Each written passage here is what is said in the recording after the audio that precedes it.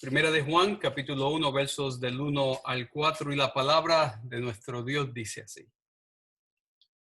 Lo que era desde el principio, lo que hemos oído, lo que hemos visto con nuestros ojos, lo que hemos contemplado y palparon nuestras manos tocante al verbo de vida, porque la vida fue manifestada y la hemos visto y testificamos y os anunciamos la vida eterna, la cual estaba con el Padre y se nos manifestó. Lo que hemos visto y oído, eso os anunciamos para que también vosotros tengáis comunión con nosotros. Y nuestra comunión verdaderamente es con el Padre y con su Hijo Jesucristo.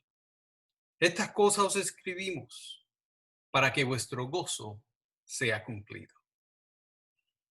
Oh amantísimo Dios, Señor, en esta mañana, te rogamos que comprendamos esta verdad para que tu gozo, mi Dios, sea cumplido en cada uno de nosotros que escuchamos tu palabra hoy. En Jesús oramos. Amén. Amén. Hoy nosotros comenzamos a predicar de un nuevo libro y vamos a predicar de Primera de Juan por los próximos meses. Y escogí este libro porque muchas preguntas han surgido últimamente que yo pienso este libro es perfecto y es ideal para contestar esas preguntas. Preguntas acerca de la salvación y de la certeza de salvación. Preguntas acerca de falsos profetas y de falsas doctrinas.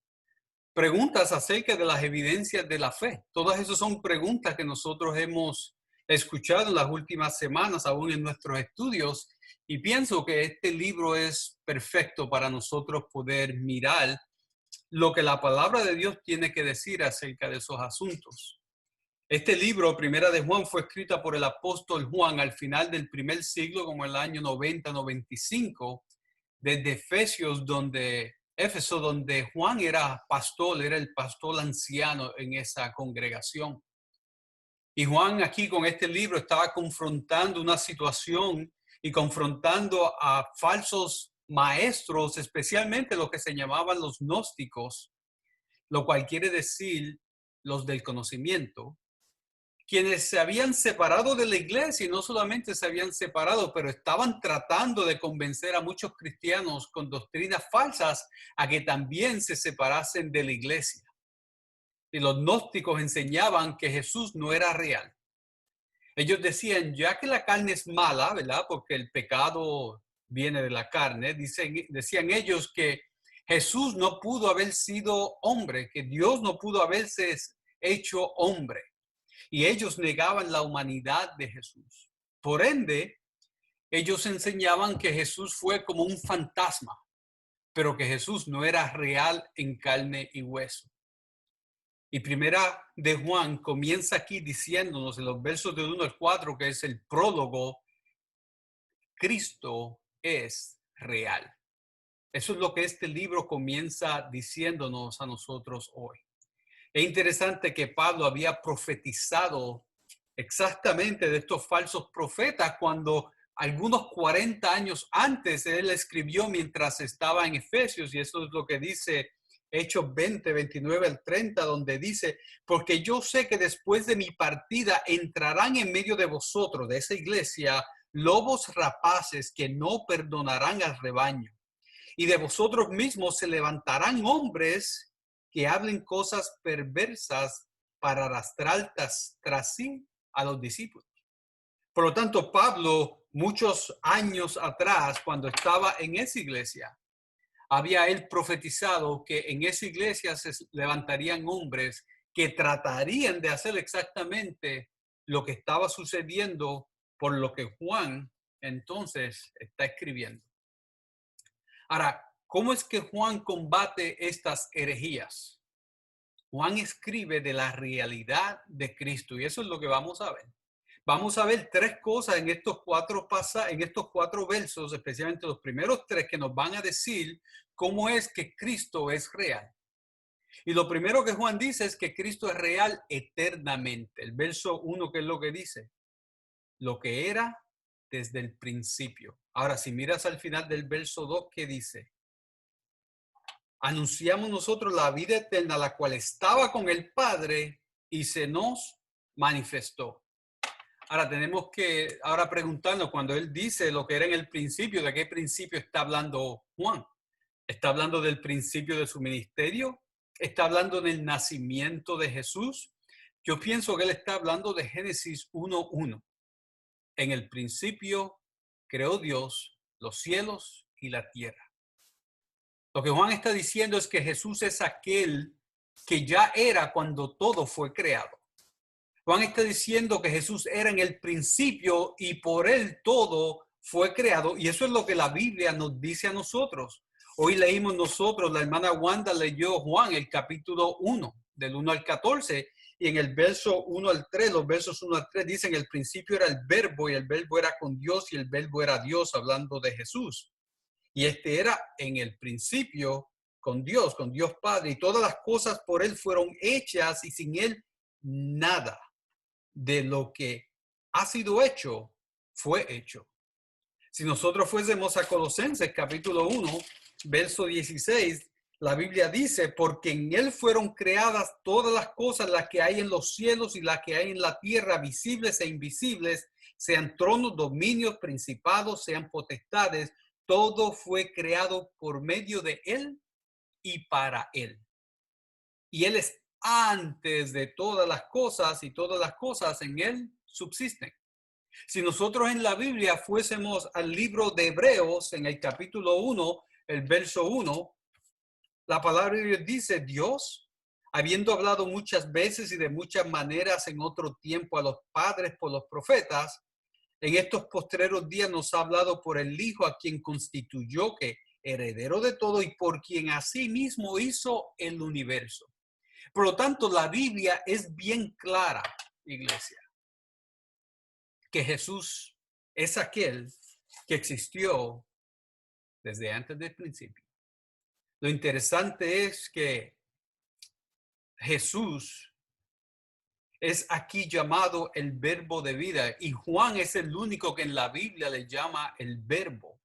Él lo dice así en el Evangelio de Juan, lo dice así en el libro de Apocalipsis que él escribió. Y Juan lo que dice, es que Jesús es esa palabra. Verbo quiere decir palabra, el logos, el mensaje de Dios encarnado que vino del cielo. O sea que que estaba allá con Dios desde la eternidad, se encarnó y vino a morar entre nosotros. Por eso es que en el capítulo 1 de Juan, verso 14, dice: y aquel verbo, aquel mensaje, aquella palabra fue hecha carne y habitó entre nosotros, y vimos su gloria como del unigénito de Dios, lleno de gracia y lleno de verdad. Jesús estuvo en el principio porque él creó todo. Y él, siendo la palabra de Dios, fue quien se encarnó para estar con nosotros. Ahora, eso no solamente lo dijo Juan, pero eso también lo dijo Jesús mismo en Juan 12:44. Jesús en el capítulo 12, en el verso 44, dice: el que cree en mí no cree en mí, sino en el que me envió, o sea, en Dios Padre. Y el que me ve, ve al que me envió. Ve a Dios, ese que ha existido desde siempre y por siempre. Y lo que Juan está diciendo aquí es que Cristo es real y que Cristo es el Dios que existió desde la eternidad. Cristo mismo se refirió a sí mismo 7 veces como el yo soy, ¿verdad? Ese Dios autoexistente y eterno, el que se le presentó a Moisés en un arbusto de fuego, el que iba delante de Israel como una columna de fuego, como una columna de nube. Eso es lo que Juan dice de Jesús, y ese es quien es Jesús.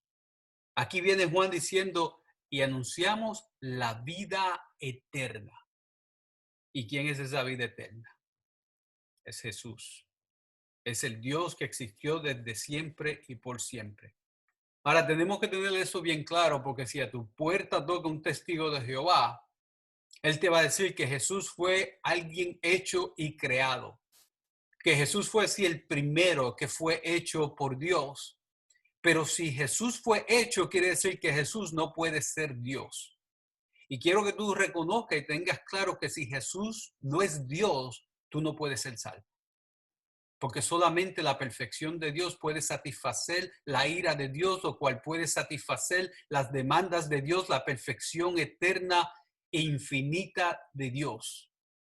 Por lo tanto, es importante que tengamos esto claro.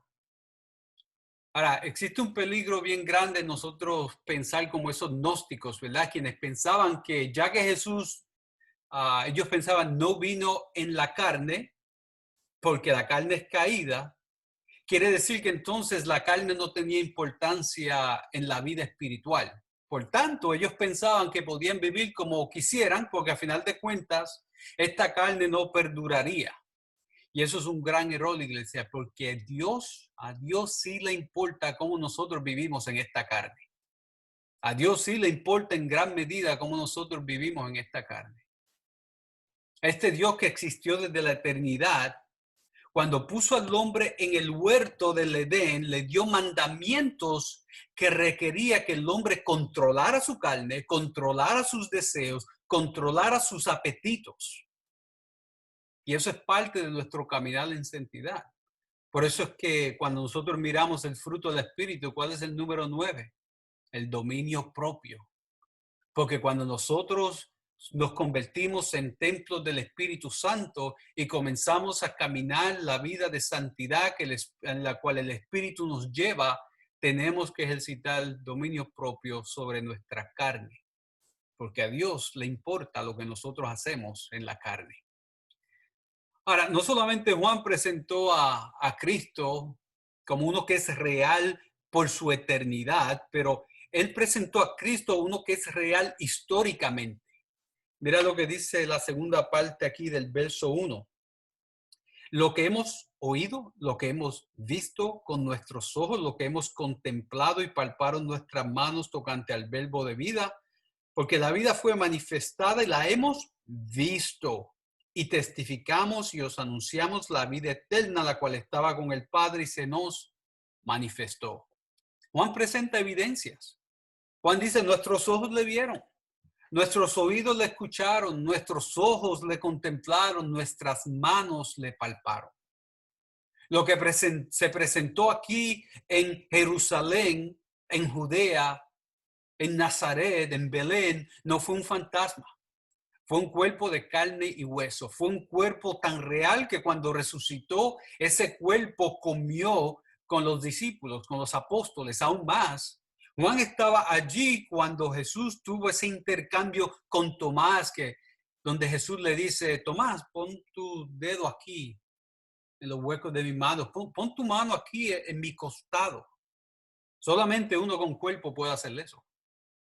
Ahora, una palabra clave que dice aquí Juan es que se manifestó. La vida fue manifestada. Y después dice al final del verso 2, se nos manifestó. Y es por cuanto Jesús se manifestó como hombre y ellos pudieron compartir con él que ellos testifican de él. Por eso es que después de la resurrección de Jesús, estos apóstoles están aún dispuestos a dar su vida por Jesús, a entregarse totalmente. ¿Por qué? Porque ellos le palparon, porque ellos le vieron, porque ellos le escucharon, porque ellos cenaron con él, porque ellos compartieron ahí con un hombre de carne y hueso, un hombre histórico. Verso 3 dice, lo que hemos visto, eso anunciamos. Por lo tanto, ellos dicen, no hablamos de fantasmas, hablamos de un Cristo que es real. Amén. Y esto fue algo que la iglesia batalló por muchos años. De hecho, en el año 325, en el concilio de Nicea, el credo que la iglesia estableció, si usted lo repite, y nosotros cada vez que bautizamos a alguien lo repetimos, el que se bautiza lo escucha y proclama que esa es su creencia. Ese credo dice unas cosas que confirman que Jesús fue un hombre histórico. Dice, nacido de la Virgen María, o sea, nacido de una mujer que vivió en un tiempo y en un lugar, bajo ciertas circunstancias. Y no solamente eso, uno que padeció bajo el poder de quien, de Poncio Pilato, un hombre que está escrito bajo la historia del Imperio Romano. Por lo tanto, el credo establece claramente que hay uno que vivió en la historia del hombre. Jesús no es un ideal, ni el cristianismo es una filosofía. No, Jesús es una persona histórica que vivió, que murió crucificado en una cruz y se levantó de la tumba al tercer día. Ahora, ¿por qué esto es importante, iglesia? Porque si Jesús no vivió como hombre de carne y hueso con sangre en sus venas, entonces la resurrección no tiene validez. Porque si no era hombre, no murió y no pudo haber resucitado. Y sin resurrección, iglesia, no hay victoria ni garantía de que nosotros podemos también levantarnos de la tumba ni de la muerte. Quiere decir que entonces nosotros seríamos sin esperanza, como dice Pablo en 1 Corintios. Entonces nosotros somos unos de quien tienen que tenernos pena y nuestra fe es inválida.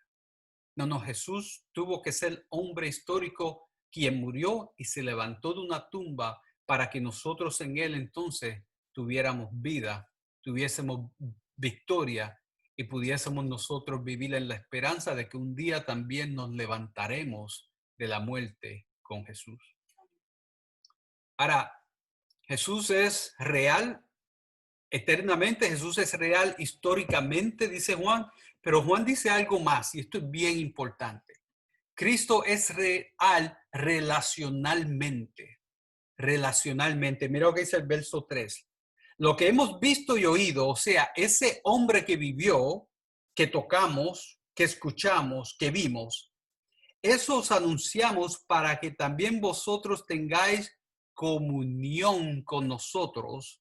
Y nuestra comunión, conionía, es lo que eso quiere decir, verdaderamente es con el Padre y con su Hijo Jesucristo. Y Juan estaba anunciando la grandeza de la eternidad y la humanidad de Jesús, para que entonces el conocimiento de esta verdad lleve a la iglesia a comunión los unos con los otros. Eso es lo que Juan está diciendo en este verso. Esencialmente, nadie que verdaderamente conoce quién Jesús es, está apartado de la comunión de los hermanos en la iglesia. ¿Por qué? Eso es lo que nos tenemos que preguntar. ¿Por qué? Porque verdaderamente el conocer la realidad de Jesús, el conocer la palabra de vida, el conocer la vida eterna que aquí Juan le llama, lleva a una relación con el Padre y con el Hijo que impulsa a relación, impulsa a comunión con los hermanos. Sí, Jehová es un Dios de relaciones, iglesia. Jehová tuvo una relación con Adán y se paseó en el huerto en medio de ellos. Jehová tuvo una relación con Abraham y le llamó su amigo. Jehová tuvo una relación con Israel y le llamó ¿cómo? Su tesoro. En Éxodo capítulo 19, verso 5. Jehová tuvo una relación con los profetas y se encontró personalmente con ellos. Jehová tuvo una relación con los apóstoles y aún Pablo fue al tercer cielo a la presencia de Dios. Ahora piensa tú en la ternura de saber que Juan, el que escribió este libro, puso su cabeza sobre el pecho de Jesús. Piensa en el lenguaje que la Biblia usa para referirse a la iglesia, la llama que su novia. Su novia. ¿Cómo llama a esos que son miembros de esa novia, de esa iglesia? Son sus hijos. ¿Cómo Dios se refiere cuando Él habla de su relación con estos sus hijos adoptados? Él se llama a sí mismo el Padre. ¿Cómo entonces nosotros miramos a Jesús como nuestro hermano? Y es aún más, Jesús dice en Juan 17 que seremos que sus amigos. Por lo tanto, Dios es un Dios relacional. Juan escribe, este Jesús es real porque nosotros tenemos comunión con el Padre y el Hijo y esta comunión se extiende a los hermanos que formamos la iglesia de Dios. Ahora esto nos tiene que llevar a nosotros, a cada uno a reflexionar. ¿Cómo está mi relación con los hermanos en la iglesia? ¿Estoy yo amando la iglesia de Cristo? La que dice Efesios 5, verso 23, la cual Él se dio a sí mismo por ella. Sacrificialmente entregó su vida por ella. ¿Estoy ayudando yo a los que se fatigan en la iglesia? ¿O estoy yo quedándome con las manos cruzadas mientras otros sudan y sufren y padecen y llevan la carga? ¿Tengo yo comunionía con los redimidos de Dios, o vengo solo a escuchar un sermón y a cumplir de vez en cuando? Porque lo que nos dice aquí la palabra de Dios es que ese Dios es relacional, y de la misma forma que quiere que nosotros tengamos una relación con Él, Él demanda que nosotros tengamos una relación con los redimidos de Él. Por eso Jesús dijo en Juan 13, 34 y 35, en esto conocerán que son mis discípulos, en que os améis los unos a los otros. De la misma forma que Dios es relacional, su iglesia es relacional. Nunca podrás agradar a Dios sin cumplir los unos a los otros mandamientos que la Biblia da. Amaos unos a otros. Llorad con los que lloran. Orad los unos por los otros. La fe es relacional, así como Cristo fue y es relacional. Y es esta relación, iglesia, lo que afirma la realidad de Cristo. ¿Tú quieres ver a Cristo? Entonces pon tus ojos en el hermano por quien Cristo murió. ¿Tú quieres sentir el amor de Cristo? Entonces abraza y experimenta el amor de aquel por quien Cristo derramó su sangre. ¿Tú quieres experimentar el poder de Dios? ¿Sabes qué? Comparte con aquel que tiene al Espíritu Santo de Dios en él y le sella para salvación eterna. Yo no sé, muchas veces nosotros estamos buscando de experiencias, queremos mirar a las nubes y pensar que vamos a poder agarrar a Dios de allá y traerlo para tener una experiencia aquí en nuestra casa o en el lugar. Cuando Dios lo que dice, tú quieres tener una experiencia conmigo, mira a tu alrededor, porque ahí tú me vas a encontrar. Porque ahí tú vas a sentir mi abrazo, ahí tú vas a sentir mi amor, ahí tú vas a sentir, aún vas a sentir mi disciplina. Porque habrán algunos que te corregirán. Habrán otros que vendrán a decirte la verdad. Habrán otros que también te enseñarán a ser paciente, porque esa es la realidad. Ahora, ¿por qué era importante que Juan dijera estas tres cosas de Jesús? Jesús es real desde la eternidad, Jesús es real históricamente, Jesús es real relacionalmente. Porque solamente, iglesia, en el conocimiento de la verdad puede el ser humano encontrar gozo. Escucha eso. Solamente en el conocimiento de la verdad puedes tú encontrar gozo. Mira el verso 4. Estas cosas os escribimos, o sea, todo lo que él te acaba de decir, que Jesús es eterno, histórico y relacional. Estas cosas os escribimos para que vuestro gozo sea cumplido. Tu gozo no se cumple con una experiencia temporera. Tu gozo no se cumple con un sentimiento pasajero. La mentira lleva a la mentira, la falsedad lleva al engaño, el fingir lleva al pecado, pero la palabra de vida es verdad. Y la verdad lleva a una relación genuina con Dios. Y en esa relación genuina con Dios, entonces tú puedes encontrar el gozo de Dios. La verdad es lo que provee y te da el gozo de Dios. Hay 4 verdades en el libro de Primera de Juan que definen el propósito del libro. ¿Tú quieres saber de qué trata este libro completo? Y ten un lápiz en tu mano para que tú marques tu Biblia. Porque cada vez que Juan habla de su propósito, él viene y lo escribe. ¿Ves? Cuando nosotros miramos Juan 20:30, cuando él escribió el Evangelio de Juan, él viene y dice en Juan 31, dice, pero estas se han escrito para que creáis que Jesús es el Cristo, el Hijo de Dios, y para que creyendo tengáis vida en su nombre. O sea, que él escribió el Evangelio de Juan para que tú creas en Jesús y para que tengas vida. Cuando él escribió el Apocalipsis, él viene y dijo en Apocalipsis, ¿verdad? Jesús me dijo que escribiera lo que era, lo que es y lo que ha de venir. Por lo tanto, él cada vez que quiere hablar de su propósito, te dice, lo que yo escribo tiene este propósito. Y este libro no es distinto. Ves conmigo a Juan, primera de Juan, capítulo 5, verso 14. Perdón, verso 13.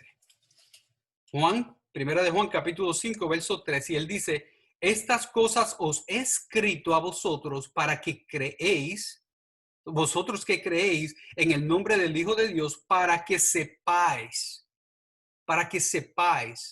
que tienes vida eterna y para que creáis en el nombre del Hijo de Dios. Juan escribe este libro para darte certeza de tu salvación. Mira lo que dice el capítulo 2, verso 26. Dice, os he escrito esto sobre los que os engañan. ¿Ves? Esos falsos profetas, para advertirte. Mira lo que dice el capítulo 1, perdón, el capítulo 2, verso 1. Hijitos míos, estas cosas os escribo para que no pequéis, y si alguno hubiere pecado, abogado tenemos para con el Padre a Jesucristo el justo, para que no peques. Entonces aquí en el verso 4 del capítulo 1 te dice, estas cosas os escribimos para que vuestro gozo sea cumplido. Lo que Juan dice es, mi propósito es que tú sepas que en Cristo tú tienes salvación y salvación segura. Pero ten cuidado porque te querrán engañar con falsas doctrinas al punto que te llevarán a pecar. Y no peques. Pero si has pecado, ve a Dios porque Él perdona. El Dios que existe eternamente, el Dios que se encarnó, el Dios que quiere tener una relación contigo, el que también quiere que tú vivas en gozo. ¿Ve? Y esa tiene que ser nuestra exhortación hoy, iglesia. Cristo es real y nuestra salvación en Él es cierta, es segura, está fundada en sus promesas y no en nuestras obras.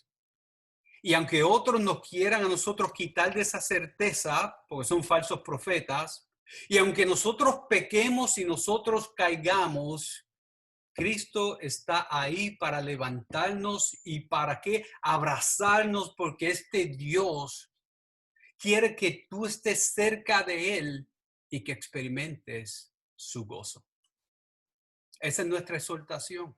Y esa es la verdad que estos pasajes nos están dando a nosotros hoy. Qué grande es nuestro Dios. Qué bueno es nuestro Dios. El que vivió eternamente se hizo hombre para que tú estés unido a Él y tú tengas gozo en Él. Y esa es nuestra palabra de vida. Esa es nuestra palabra de vida y de vida eterna y de vida en abundancia. Ahora, si tú no conoces la realidad de Jesús, si tú no has experimentado a este Jesús, este Cristo que es real, entonces ven a Él. Si no conoces del amor de Jesús, ven y experiméntalo. Si no has sentido el gozo del Señor, entonces entrega tu vida a Él, vive en la verdad de Dios y entonces tu gozo será cumplido. Totalmente, completamente. Verso 4 dice, estas cosas os escribimos para que vuestro gozo sea cumplido. Cristo es real para que, creyendo en la verdad, tengas gozo. Tengas gozo. Y el gozo del Señor no se apaga. Las circunstancias no lo apagan. La pérdida de trabajo no lo apaga. Los problemas en tus relaciones no lo apaga. La enfermedad no apaga ese gozo. Ese gozo perdura. Ese gozo permanece. Iglesia, Cristo es real. Cristo es real. Hazlo real tú teniendo comunión con Él y teniendo comunión con la iglesia por la cual Él murió. Que a Cristo sea la gloria, ahora y por siempre. Amén. Oremos. Oh bendito Dios, en esta mañana Venimos, oh Dios, agradecidos por tu inmensa misericordia, mi Dios, por ese amor fiel tuyo, Señor. Tú siendo eterno, tú siendo Dios, tú viviendo en gloria, mi Dios, dejaste tu gloria para venir y humillarte, oh Dios, entre el hombre, para así vivir la vida que no podíamos, Señor, y darnos el gozo que nosotros, mi Dios, sin ti no tendríamos. Gracias porque, mi Dios, tú eres parte de nuestra historia, Señor. Gracias, Dios, porque tú eres un Dios relacional, mi Dios, que nos busca, Señor, que deseas que nosotros vengamos a ti, mi Dios, que estemos contigo, que te hablemos, Señor, que te conozcamos. Oh Dios Santo, ayúdanos en este día a tener estas verdades firmes en nuestros corazones, Señor. Y para que conociendo estas verdades, oh Dios, nosotros entonces podamos experimentar el gozo de tu salvación, oh Dios. Gozo perfecto, gozo abundante, gozo que no termina, oh Dios. Oh Señor, en este día glorifícate y aquellos que necesitan de este gozo, dáselo, Señor. Abre sus ojos a la verdad, mi Dios. Abre sus corazones, oh Dios, al mensaje del Evangelio. Y dales el gozo, mi Dios, eterno de tu salvación. Glorifícate hoy, oh Dios. En Jesús oramos. Amén. Amén. Bendito sea nuestro